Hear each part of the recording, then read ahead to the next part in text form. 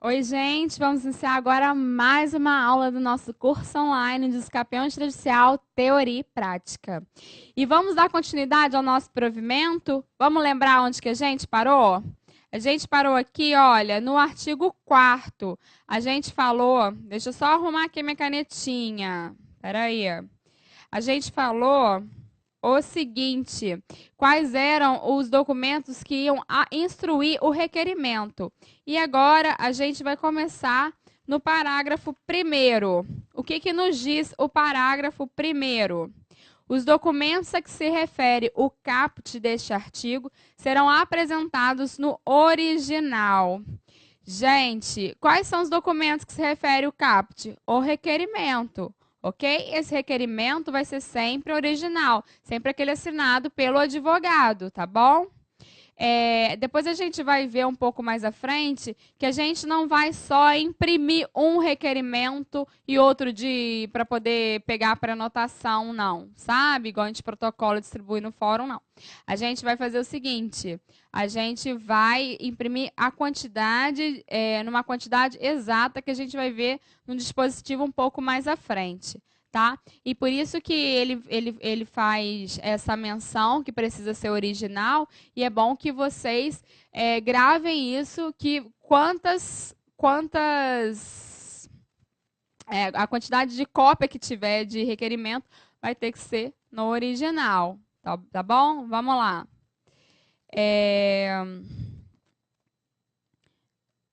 O requerimento será instruído com tantas cópias, aqui é o dispositivo que eu falei, forem os titulares de direitos reais ou de outros direitos registrados sobre o imóvel escapiendo e os proprietários, confinantes ou ocupantes, cujas assinaturas não constem da planta nem do memorial descritivo referidos no inciso 2. Mais à frente, vocês vão ver como é que é maravilhoso você controlar o procedimento e tentar pegar todas essas anuências, essas assinaturas, antes de dar entrada, antes de prenotar a sua escapião no cartório. Mas acontece que nem sempre a gente consegue. A gente, às vezes, pode se esforçar muito, virar de cabeça para baixo, que às vezes a gente não consegue. Então, neste caso, o cartório obrigatoriamente vai ter que notificar essas pessoas que não deram, não anuíram essa questão da escapião extrajudicial, não deram sua concordância, não assinaram. Então, aí o que acontece? Você vai fazer a quantidade de cópias dessas pessoas que você não conseguiu a assinatura delas. Tá bom? É só nesse caso que vai haver notificação. Caso você trabalhe direitinho e tenha um pouco de sorte e consiga a assinatura de todo mundo, você não vai precisar desse tanto de cópias de requerimento. Tá bom? Parágrafo 3º. O documento oferecido em cópia poderá, no requerimento, ser declarado autêntico pelo advogado ou pelo defensor público, sob sua responsabilidade pessoal, sendo dispensada a apresentação de cópias autenticadas.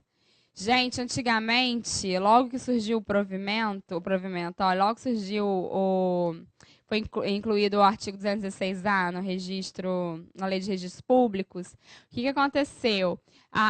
Eu não tive contato, pelo menos, com nenhum provimento que não exigisse que as cópias fossem autenticadas. Então, a gente gastava um dinheirão com autenticação. Era um horror.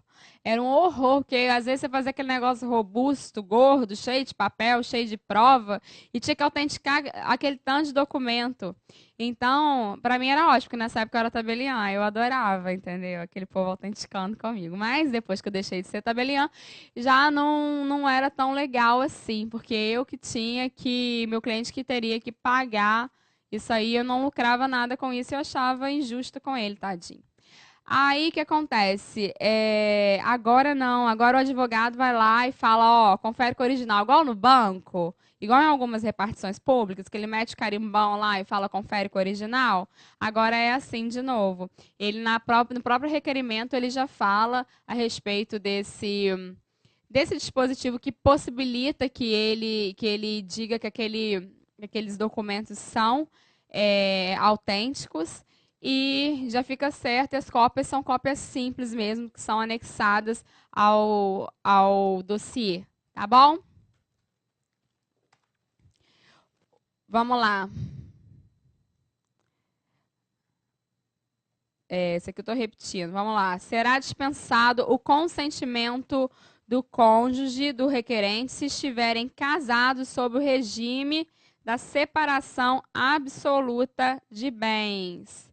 Gente, eu vou fazer para vocês, né? Vocês vão ter umas aulas separadas falando dessas dispensas de assinatura. Quais são esses casos? Que são poucos casos, assim como casos que a anuência vai ter alguma coisa diferenciada. E eu vou mostrar isso para vocês.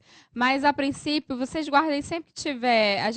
Falei muito da questão do cônjuge e do companheiro, mas sempre que tiver a separação total de bens, absoluta, nananã, ele não vai precisar assinar, obviamente, porque ele não tem nada a ver.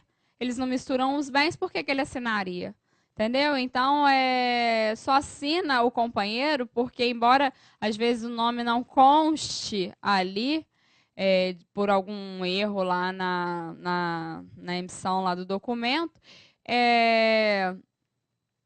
ele é proprietário, ele tem direito sobre aquele imóvel, entendeu? Então, por essa razão, assina. Mas se não for esse o caso, não tem por que assinar, tá bom? Parágrafo 5º. Será dispensada a apresentação de planta e memorial descritivo se o imóvel usucapiendo for unidade autônoma de condomínio edilício ou loteamento regularmente instituído, bastando que o requerimento faça menção à descrição constante da respectiva matrícula. Gente, por que é dispensada a planta? O que eu falei porque a planta serve? A planta serve para mostrar qual é a localização do imóvel, onde ele está, quanto ele mede, com quem ele confronta. Uma vez que a medida está certinha, você não precisa falar de novo que o imóvel é aquele. Você já apontou a matrícula dele. Você já falou qual é a metragem no momento que você apontou a matrícula e falou que as medidas são exatamente aquelas. Então, não tem por que apresentar planta nestes casos, tá bom? Mas, como eu falei, vai ter uma aula só para essas dispensas, para essas questões. E eu vou mostrar isso direitinho para vocês mais à frente. Parágrafo 6º. Será exigido o reconhecimento de firma por semelhança ou autenticidade, novamente dando a faculdade de escolha aqui, das assinaturas lançadas na planta e no memorial descritivo, no inciso 2 do caput deste artigo, mencionados no inciso 2 do caput deste artigo. As assinaturas sempre vão ter que ter a firma reconhecida, porque tudo que você fala, você tem que provar. Se você falou que aquela pessoa que assinou ali, você tem que provar que aquela pessoa assinou ali.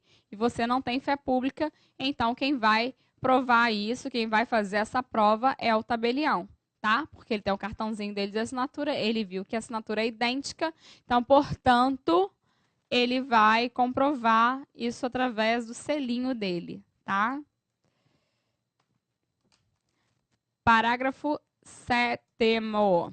O requerimento poderá ser instruído com mais de uma ata notarial, por ata notarial complementar ou por escrituras declaratórias lavradas pelo mesmo ou por diversos notários, ainda que de diferentes municípios, as quais descreverão os fatos conforme sucederem o tempo. Eu tenho uma coisa, apertei errado. Eu tenho uma coisa para falar a respeito disso, gente, porque antes você podia lavrar no tabelião da sua escolha. Conforme com escritura pública, você pode lavrar a escritura de compra e venda onde você quiser em território nacional. Mas a ata notarial, atualmente, para fins de usucapião extrajudicial, você já não pode fazer isso. Então, aconteceu, na época que podia lavrar em outros municípios, de muitas pessoas lavrarem no município que se lavrava ata notarial para fins de usucapião extrajudicial.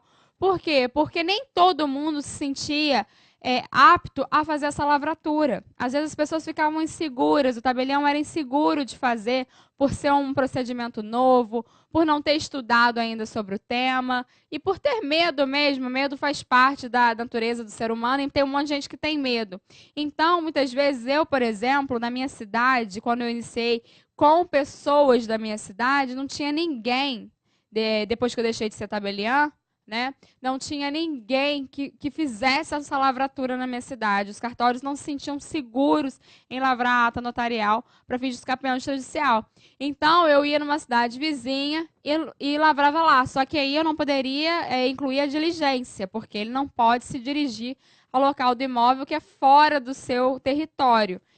Mas ele lavrava com base nos documentos e declarações das testemunhas. Eles se dirigiam ao cartório dele e faziam as suas declarações, apresentavam a documentação e ele lavrava aquilo, entendeu? Então, por essa razão, de repente, houve esse dispositivo, por acontecer muito de haver mais de uma ata, as pessoas, o legislador pensou e colocou inseriu, né, esse dispositivo aí no nosso provimento, porque de repente enriquece. Às vezes aquele tabelião ele fez a ata de uma forma melhor do que o tabelião da cidade está fazendo, e você quer instruir, você quer fazer uma coisa mais legítima, mais consistente, você anexa essa ata também, por que não? Então, assim, existe essa possibilidade, assim como de escrituras declaratórias também. Existia uma época que as pessoas gostavam muito de fazer escritura declaratória, quando elas só tinham a posse, declarando a posse delas daquele imóvel. E também é legal juntar, porque, poxa, às vezes aquela escritura é de 6 anos atrás, ela está mostrando ali que ela tinha aquela posse. Então, assim, essas coisas enriquecem e foi muito bom o legislador ter aberto o parênteses para essa questão e ter inserido esse dispositivo aí, tá? Vamos aqui ver o próximo parágrafo. O valor de imóvel declarado pelo requerente será seu valor venal. Gente, grava isso que eu vou falar 50 vezes isso no curso, tá? Relativo ao último lançamento do imposto predial e territorial urbano ou do imposto territorial rural incidente, ou quando não estipulado o valor de mercado aproximado. Gente, muito importante esse parágrafo. Esse parágrafo é a menina dos meus olhos, porque esse povo está querendo cobrar, está querendo obrigar os meus clientes a declarar um valor exorbitante por seus imóveis, para eles poderem cobrar mais caro. Nem sei, isso não é certo. Se tem valor venal, não há por que se cobrar um valor que não é o valor venal. É atribuído o poder ao município de avaliar o imóvel para cobrança de tributos. Então, portanto, se existe já essa avaliação, não há por que se fazer outra avaliação ou alguma declaração de valor de mercado, tá? O valor da sua petição, né, o seu valor da causa aí nessa questão do escapeão extrajudicial, que vai ser o valor, a base de cálculo para cobrança de emolumentos, é o valor venal. Caso não exista, é o valor de declaração que você vai fazer de valor aproximado aí de mercado, tá? Mas você que pode fazer essa declaração. Aqui não está mandando o corretor fazer, tá bom, gente? Vocês estão ouvindo alguma palavra corretora aqui? Vocês não estão ouvindo, né? Então tá bom. Vamos para o próximo aqui. Artigo 5º, passamos de fase, deixa eu acelerar, senão não termino. A ata notarial mencionada no artigo 4º deste provimento será lavrada pelo tabelião de notas no município em que estiver localizado imóvel, já falei sobre isso, uso capiendo, ou a maior parte dele, a quem caberá alertar o requerente e as testemunhas de que a prestação de declaração falsa no referido instrumento configurará crime de falsidade sujeito às penas da lei. Gente, já falei, a lavratura da ata tem que ser no cartório da situação do imóvel, tá? Você mora no Rio, você lavra no Rio. Você mora em Recife, você lavra em Recife. Você mora em Além Paraíba, você lavra em Além Paraíba, tá bom? Vamos voltar aqui. Parágrafo 1º. O tabelião de notas poderá comparecer pessoalmente ao imóvel usucapiendo para realizar diligências necessárias à lavratura da ata notarial. Vocês estão vendo que ele poderá comparecer. Isso não é obrigatório, tá? Mas é ótimo que ele compareça. É ótimo que você diga para ele comparecer. É ótimo que ele veja com os próprios olhos a posse acontecendo diante dele. Tá? Que aí ele vai escrever mais lindo ainda a ata. Ele vai colocar as impressões dele lá, as ótimas impressões, né, dele ali na ata. Vai ser ótimo que ele vá e faça essa diligência. Tá bom? Parágrafo 2º. Podem constar na ata notarial imagens, documentos e sons gravados em arquivos eletrônicos, além de depoimentos de testemunhas, não podendo basear-se apenas em declarações do requerente. A ata vai ter uma série de documentos e eu vou ensinar vocês a procurar esses documentos lá na prática. Mas acontece que dificilmente alguém só faz declarações. Normalmente as pessoas juntam uma série de documentos. Mas, além disso, é bom colocar foto, sons gravados, eu não sei o que seria. De repente, uma mensagem no WhatsApp que comprova que a pessoa mora ali, antiga. Uma mensagem, de repente, uma imagem de alguma rede social. Sei lá, alguma coisa assim. De repente, pode ser que comprove a posse naquele imóvel. Mas é importante, quanto mais provas, mais chances você tem de ter o seu deferimento. Parágrafo 3º. Finalizada a lavratura da ata notarial, o tabelião deve cientificar o requerente e consignar no ato que a ata notarial não tem valor como confirmação ou estabelecimento de propriedade, servindo apenas para instrução de requerimento extrajudicial de usucapião para processamento perante o registrador de imóveis. Gente, a todo momento é importante mostrar para o cliente que o caso dele estava perdido e que você é um achado na vida dele e que você vai lutar para que isso aconteça, que ele tenha um deferimento e aquele registro que ele tanto sonhou. Mas isso não significa que você vai conseguir. Eu, por exemplo, não desisto até conseguir. Essa é a minha política, a política da minha empresa. Se eu não consigo de um jeito, eu consigo de outro, eu viro de cabeça para baixo, mas se eu prometo grande chance, eu só desisto quando eu conseguir. Mas é importante atentar que nem sempre a gente consegue, né? E não só falar isso, quanto escrever na ata. Que é aquela ata, porque às vezes a pessoa vê um documento sendo lavrado em cartório e acha que aquilo ali é um passaporte para a propriedade ali, até um passaporte, né? Que na realidade, gente, nem a escritura pública, ela é certa que vai ser registrada, às vezes ela tem algum vício. Quantas vezes a gente vai ver, vai pegar aqui como justo título uma escritura pública que não foi registrada? Entendeu? Então, eu acho até que todo documento lavrado em cartório tinha que ter que aquilo não configurava propriedade. Porque, de fato, só é propriedade no momento que se registra. Mas é importante deixar isso claro para o cliente, para depois ele não te culpar e não culpar o tabelião que falar que enganou, que falou que se pagasse ali que ia dar certo, não sei o quê. E é importante que ele assine que ele tem ciência disso. Tá? Não pode. Eu já tive que refazer procedimento porque não estava claro isso na redação ali da ata. Então, assim, pede para o tabelião deixar isso bem claro na ata. Tá bom? Então, meus amores. Ai, voltei. Então, meus amores, por agora é só. Até a próxima aula. Meu muito obrigada e um beijo para vocês, tá bom?